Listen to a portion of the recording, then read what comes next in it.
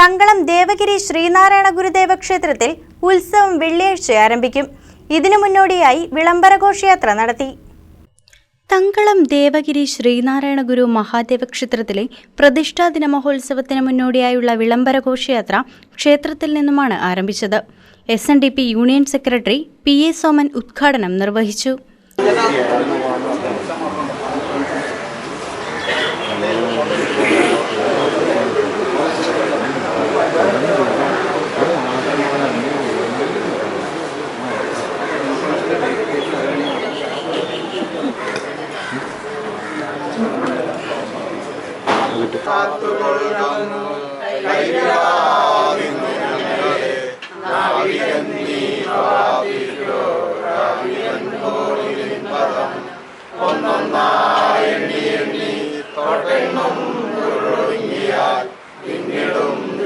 SNDP union president Aji Narayanan, PA Soman, KS Shinilkumar, Sajeev Parakkal, MV Rajeev, TG Ani, MB Thilakan, VV Aji, KK Saji, Sathi Uthaman, Mini Rajeev, PV Vasu തുടങ്ങിയവർ നേതൃത്വം നൽകി.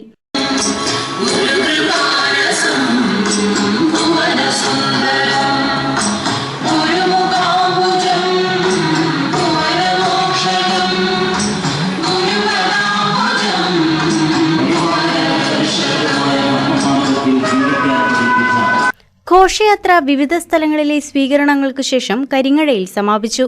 വെള്ളിയാഴ്ച മുതൽ 5 ദിവസമാണ് ക്ഷേത്രത്തിലെ പ്രതിഷ്ഠാദിന മഹോത്സവം. KCV news, Thankalam.